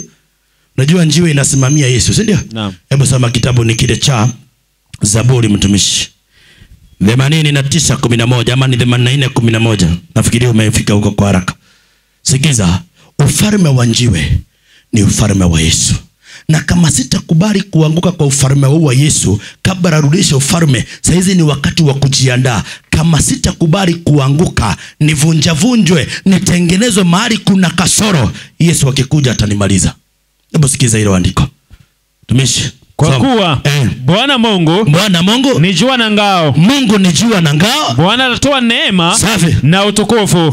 Hawatanyima kitu chema. Yani njiwe, Yesu Kristo ndiye njiwe, anakuja. Maana ufalme wa njiwe ni ufalme wa Bwana wetu Yesu Kristo. Mtumishi kwa haraka, wa Efeso 2:20. Sikia. Mmejengwa juu ya misingi wa mitume na manabii, naye Kristo Yesu mwenyewe ni jiwe kuu la pembeni. Kumbe Kristo ndiye analeta ufalme wake wa njiwe. Lakini ufalme wa Kristo ukikuja, maana hivi karibuni anakuja, hakigonga falme zote. Ile njiwe bandara libaki kuwa njiwe, litakuwa mlima mkubwa. Kwa Biblia mlima unasimamia kanisa. Yesu hawezi tawala bila kanisa lake takatifu. Na ndio Yesu anasema ya kwamba kama nitakuwa katika ufalme wa Yesu, lazima nikuwe katika mlima. Mlima unasimamia nini? Isaya 2:2 mtumishi. Na itakuwa katika siku za mwisho, mlima wa nyumba ya Bwana itawekwa juu ya vilima. Yesu anasema siwezi okolewa bila kuingia katika ukweli wa nani? Nikubali kanisa lake ili niweze kutakazwa. Ufalme wa njiwe ni ufalme wa Yesu. Ndio Yesu anasema yeyote atakataa kuanguka juu ya njiwe hakuwe juu. Unajua shinda iko duniani leo, watu ni kusema niko chini ya mwamba juu yangu. Yesu akikupata uko chini ya mwamba, wewe ni wa kumalizwa. Lakini ukianguka juu ya mwamba utaweza kupona. Mathayo 21:43 na 44. Sikia. Inasema Mathayo 21. Sikia. Yesu alizungumza kwa mfano akionyesha kuna ufalme wake unakuja, na yeyote atakosekana ndani itakuwa ni bure, ni wa kupotea milele. Soma andiko kwa haraka mtumishi. Inasema naye angukae. Inasema naye angukae juu ya jiwe hilo. Yeye angukae juu ya jiwe lile atavunjika. Atavunjavunjwa, atengenezwe. Na yeyote ambaye litamwangukia, na yeyote atangoja mpaka Yesu arudi kabla ya kutengenezwa, na yeyote njiwe litamwangukia, litamsaga tikitiki, litammaliza. Ndio unaona Yesu akirudi makundi ni mawili.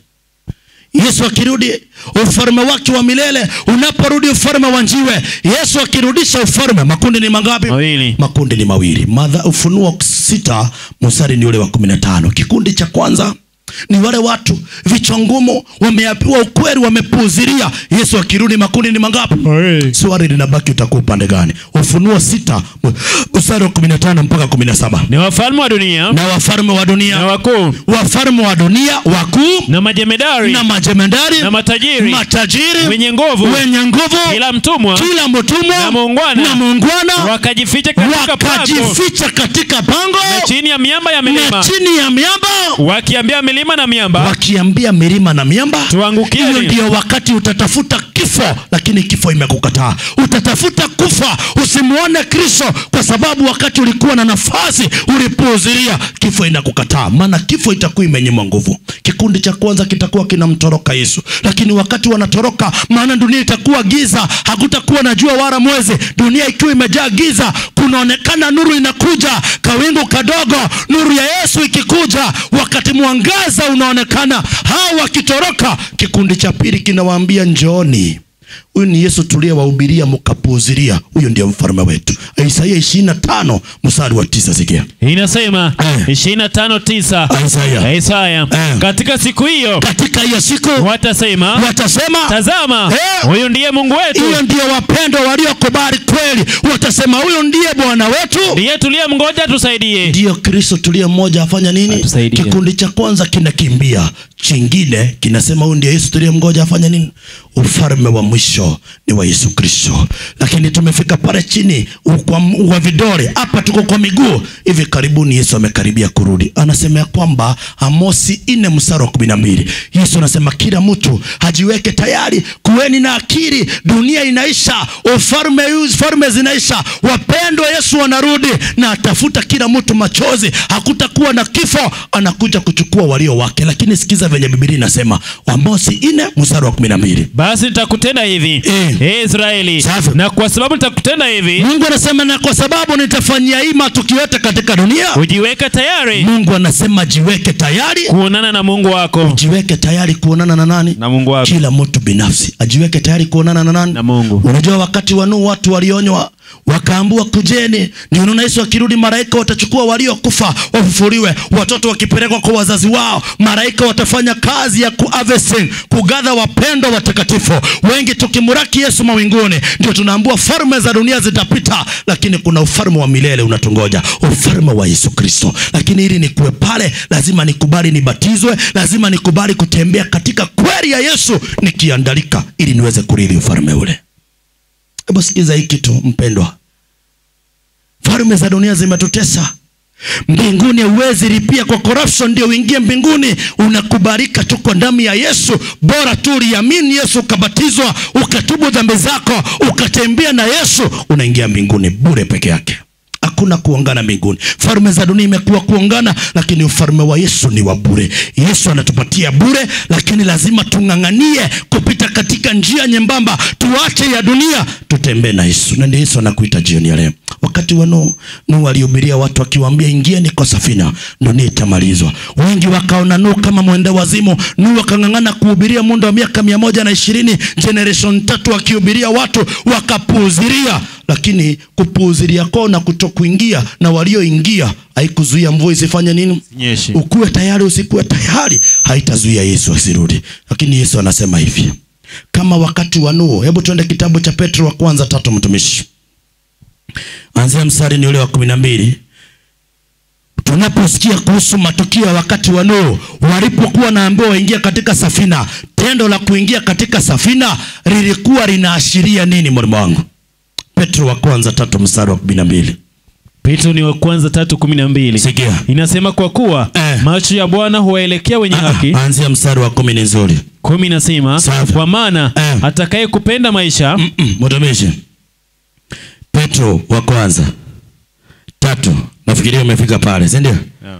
Petro wa kwanza 3 anzia mstari ni ule wa 20, 21 na 22 ndio hiyo. Inasema watu wasiotii hapo zamani. Watu wasiotii hapo zamani. Uvumilivu wa Mungu. Wengi walikosa, maana Mungu aliwavumilia, lakini wakakataa kutii. Watu wasiotii hapo zamani, uvumilivu wa Mungu. Ulipokuwa ukingoja. Ulipokuwa unafanya nini? Ukingoja. Mungu amekuwa akikuvumilia katika dhambi, akingoja uache dhambi umrudie. Watu wasio hapo zamani kwa kusotii kwao, uvumilivu wa Mungu ulipowangoja. Ulipokuwa ukingoja siku za Nuhu. Siku za nini? Za Nuhu. Wakati wa Nuhu Mungu alivumilia, vyenye ametuvumilia siku zetu. Lakini sikiza Biblia inasemaje? Safina ilipokuwa ikitengenezwa. Safina ikifanya nini? Ikitengenezwa. Hata saizi tunaunda safina, tukiandaa watu mahali panapofaa, tukielekea mbinguni. Yesu anazidi kutuvumilia dhambi zetu, lakini rehema na huruma za Mungu hazitakuwa za milele. Mlango wa rehema unaenda kufungwa hivi karibuni. Yesu anasemaje mtumishi?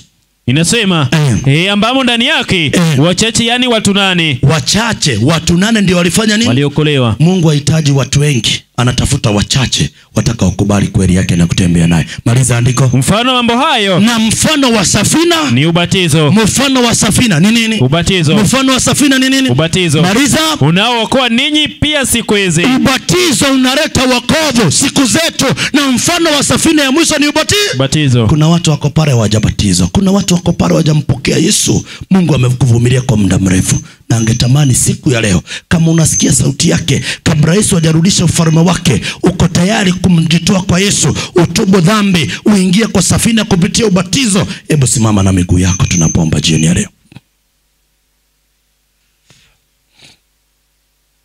Simameni. Ningeomba watu wote mlioketi simameni, mpige hatua mkuje tunapomaliza. Mfano wa mwisho kipindi chetu ni ubatizo unaoleta wokovu. Na Yesu anasema aaminie na kubatizwa atafanya nini? Hatua ya kwanza ni kutubu. Nimekosea, Mungu amenivumilia kwa muda mrefu, nimeamua kuacha njia, nitubu dhambi zangu. Hatua ya pili, nimeamua kubatizwa, nianze safari ya wokovu. Uko pale hujabatizwa na ungetamani kujitoa kwa Yesu, ni wewe tunatafuta jioni ya leo. Yesu anakaribia kurudi, lakini bado anakuita. Yesu anakaribia kurudi, lakini bado anakulilia. Huruma zake ziko, lakini nataka uweze kujua Mungu atavumilia milele. Anaenda kufunga mlango wa rehema. Utafungiwa uko upande gani? Ndio maana Mungu anasema jiweke tayari kupatana na Bwana wako.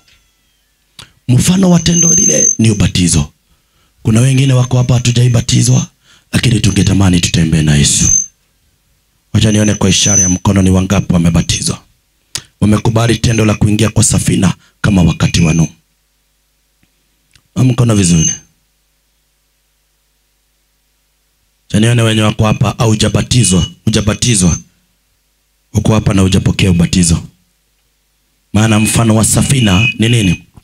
Ni ubatizo. Sijui leo kuna wageni wametutembelea.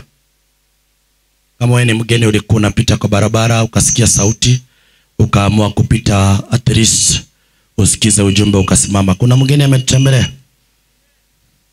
Mungu akubariki ndugu. Kuna mwingine? Natumai kesho pia ni siku. Kuna wengine tulibatizwa tukarudi nyuma. Sio makosa kurudi kwa batizo. Naama aliingia kwa maji mara 7. Tunaambiwa hatua ya kuingia kwa maji mara 7 ilikuwa inaashiria ubatizo. Kuna wengine watabatizwa mara 4, wengine mara 5, na wengine itabidi mpaka mara 7 ndio ukoma wa dhambi uishe ndani ya maishani mwetu. So tujiandae kwa ubatizo Sabato inayokuja, maana Yesu angetamani. Lakini swali linabaki, Yesu amekaribia kurudi. Nini nimefanyia Yesu? Falme za dunia zitapita, nimeweka tumaini kwa kiongozi, sijaona chochote. Yesu anasema falme zitapita. Kuanzia kesho tunaangalia falme ya kwanza, Babylon. Maana kila hatua ilikuwa inachukuliwa kwa serikali, shetani analeta fundisho lake potovu duniani kuondoa watu kwa mpango wa Mungu. Sasa kesho tunaanza na Babylon. Kesho kutwa tuingie serikali ya ine, serikali ya Roma, ili uweze kujua kwa nini leo Yesu ni wengi, makanisa ni mengi, lakini kanisa la Mungu ni moja. Nataka uweze kujua tuna nafasi ya kuokolewa. Na wokovu ni bure. Lazima kila mtu ajiamulie. Uliye nyumbani unayenisikia, uliye mbali unayenisikia, tunajiandaa kwa safari ya mbinguni. Na hakuna kitu kingine imebaki tu, ni wokovu bure Yesu aliyotupatia, ikuvumilia. Unajua mtu aliye kwa baa ama mtu ambaye ameamua kupotea, yeye ako na right ya kuhukumiwa, si ndio? Lakini umejificha kanisa miaka yako yote 70, watu wakijua tunaenda mbinguni, tukupate ukichomeka, itakuwa ni pigo kubwa sana. Wacha tubadilike sisi wote na tuanze safari ya imani. Ni wangapi wanasema jioni ya leo, Yesu nimejua umekaribia kuja, tabia yangu ijarekebika, lakini ningetamani Yesu ninapoenda nyumbani siku ya leo, nataka kwenda na uhakikisho ufalme wako unapokuja nikuwe miongoni wa kikundi kitakapokuraki. Tunaomba. Baba na Mungu ishie mbinguni, jina lako litukuzwe. Jioni ya leo umetupatia tumaini ya kwamba kama kuna shinda tulio nayo, tujifundishe kupiga magoti tukukuelekea wewe Yesu. Maisha ya ombi itatusaidia kushinda nguvu nyingi za giza, na tutasaidika sana kukukaribia zaidi. Wengine wetu hata kuomba tujajifundisha kuomba. Yesu tufundishe kuomba. Wengine wetu hata nafasi ya neno lako hatujakuwa nayo. Tumekamatwa zaidi na kazi, to the extent tumevunja mpaka Sabato yako. Yesu, hebu tusaidie katika kweli yako. Wengine wetu Yesu Kristo, tuko manyumbani, tuko barabarani, na hata tuko katika makanisa, lakini kweli tukijiangalia hatujakuwa mahali panapofaa. Ndio Yesu nasema tukeni Babeli, enyi watu wangu, msije mkampokea mapigo yao. Yesu, hebu tusaidie kila mmoja tunapoenda nyumbani. Kumbuka wakaaji wa Airview, Yesu zidi kuonekania kwa utukufu wa jina lako. Wewe Yesu uliye wa upendo, Yesu uliye mwema, na Yesu unayetujali, tunakuja mbeleni mwako tukuombea mkutano. Unatuambia kila mkutano unaoweka, kuna wale umeandaa wapokee kweli yako, wabatizwe na watembee nao. Yesu, hebu jidhihirishe. Umetuambia kila mahali tunaenda, neno lako likitoka liweze rudi bure. Yesu, kumbuka wanaokulilia kila kuchao, ambao wengi wako na uoga, hawajapata ujasiri wa kuacha dunia. Yesu, wapatie ushindi, ili mwisho wa hii wiki ambayo tuko nayo, Yesu, tuweze kuona matunda na mazao ya mbingu ambayo Yesu umekuja kujitwalia. Bariki kila mmoja, asije akaona kazi ni muhimu kuliko neno lako. Wengi wamejieka mbele, wakavunja, wakafarakana kwa imani kwa sababu ya kutafuta ya dunia, wakakusahau. Yesu, tukumbuke sisi wote. Sauti hii inasikika kwa kila boma, kila mmoja kumbuka boma inayowakilishwa eneo ili la Airview. Wakiwe ni matajiri, wakiwe ni watu wa middle class, na hata wale umebariki na chakula jioni ya leo wakakipata, wajalala njaa. Yesu, wakumbuke kila mmoja, mibaraka yako izidi kuonekana. Lakini mibaraka zaidi tunatamainia ufalme wako. Hebu tusaidie sisi wote tuunganike kuwa kikundi kimoja ambacho kitafanya kazi. Jina lako litukuzwe. Zidi kutusamehe Kristo. Nguvu yako ambayo imekamata wana wako, hebu ivunje, na kuanzia kesho Yesu tunapotembea katika ujumbe huu, wacha tuweze kuanza kuwa na ukuu wako wanaojiandaa kwa ubatizo. Jina lako litukuzwe. Tunapoenda nyumbani, tembea nasi, tulinde, utuhifadhi mpaka kesho mapenzi yako kutimizwa. Tena tukikushukuru kwa kushikilia mitambo na hali ya anga. Jina lako litukuzwe katika kila jambo. Katika Yesu tumeomba na kuamini. Amen. Mungu wa amani awabariki. Salimia mwenzako amani ya Bwana.